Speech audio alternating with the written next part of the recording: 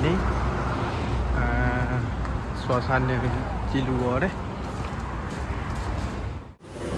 Okay guys, sekarang kita berada dekat nasi hari kambing 40 hari guys. Dekat Yomping, Johor. Okay, sekarang okay. Sekarang kita ada talam dia ni, kita ada daging kambing dia ni, ada ayam, lepas tu ada duduk. Tu ada satu lagi. Ya Zah, lepas tu kita beria ni satu. Jom. Oh, okay, let's go. Ha? Cara makan Cara makan apa ni? Dekat kambing 40 hari. Bagi 40 hari panggil. Oh. Orang tak beli kan? Tak beli no. Panas.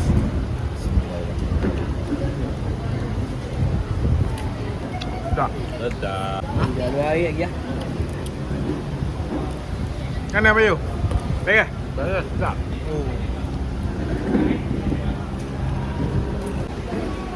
Ni saya nak tengah rasa derang Melaka. Derang dia. Ha? Bukan derang. Macam Melaka. Melaka pula. Johor. Keria. Sedap manis dia. Lembut dia. Okey.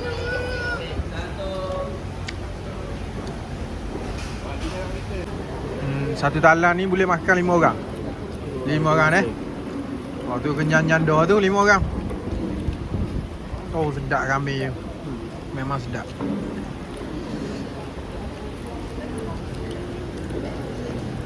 Oh. Memang sedap. Geng-geng motor memang wajib singgah sini. Wajib. Kalau lalu sini memang singgah.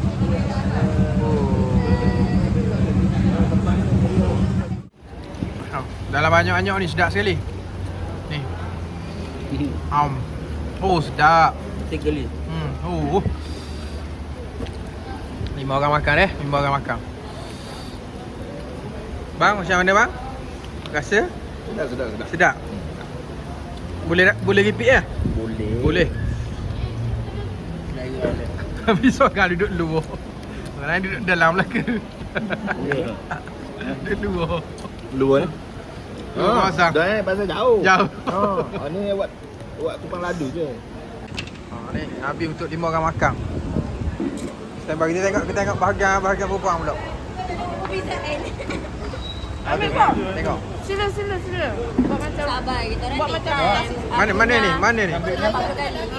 40 kali. Set time 40 kali punya. Sebab tu lambat. Sebab apa makan dah dalam? Sebab Cewek Syahrin kata sebab kalau tampil tu kan dia keluarkan berapa hari. So balik dia makan dalam. Oh gitu. Sabar. Nasi. Lembut je. Influencer sini ke? Ya, betul. Abang penyelamat. Abang pula ke?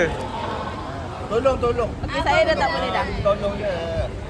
Ni macam challenge. Oi. 3, 2, 1.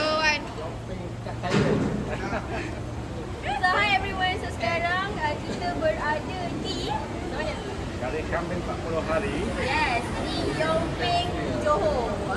So kita dah pun selesai makan tengah hari dengan tim kita ada berapa? 8 orang. 10 orang. Kita beli 2 talam.